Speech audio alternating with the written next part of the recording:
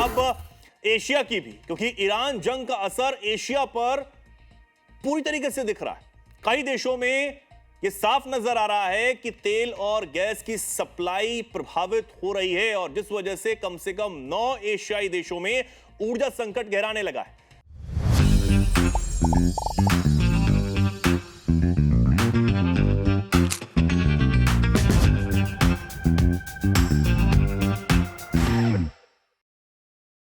हालात ऐसे हैं कि अलग अलग देशों को ईंधन बचाने और ऊर्जा संकट से निपटने के लिए सख्त कदम उठाने पड़ रहे हैं। बांग्लादेश में सभी यूनिवर्सिटीज बंद कर दी गई हैं ताकि बिजली और ईंधन की खपत कम की जा सके। वहीं थाईलैंड में भी सरकारी दफ्तरों में लिफ्ट के इस्तेमाल पर रोक लगाकर कर्मचारियों को सीढ़ियों का इस्तेमाल करने की सलाह दे दी गई है। दूसरी तरफ पाकिस्तान की बात करें तो पाकिस्तान में खर्च कम करने के लिए मंत्रियों की सैलरियों और विदेश यात्रा पर रोक लगाने का काम किया गया है। साथ ही सरकारी खर्च और ईंधन उपयोग में कटौती के फैसले ले लिए गए हैं।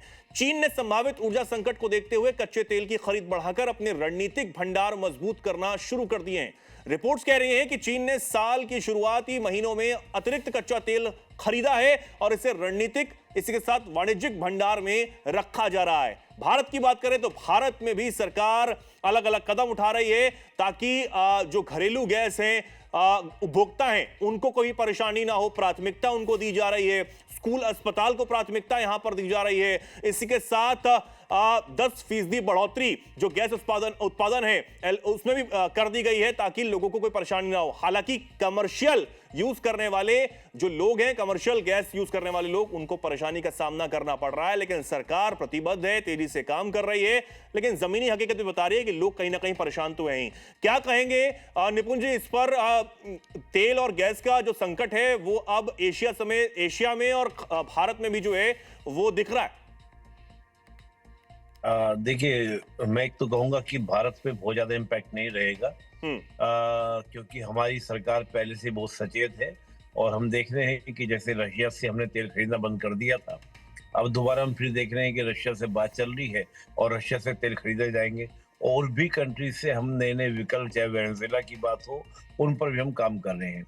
बाकी हम बांग्लादेश की बात करें, पाकिस्तान की बात करें, आप इन देशों की अगर बात करेंगे तो इन्होंने कभी भी अपने स्ट्रेटेजिक रिजर्व्स नहीं बनाए हैं, बल्कि ये वो कंट्री आप देखेंगे, बांग्लादेश तो आप जान ही रहे किस प्रकार से संकट से जूझ रहा है, तमाम तरह के पॉलिटिकल उठापटक वहां पे चल रही है।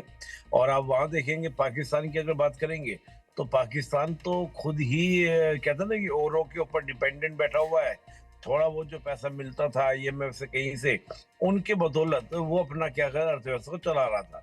लिहाजा ये स्थिति है कि पाकिस्तान के अंदर स्ट्रेटेजिक रिजर्व्स नहीं थे, लेकिन भारत के पास में क्या है कि अपने स्ट्रेटेजिक रिजर्व भी काफी बड़ी मात्रा में है।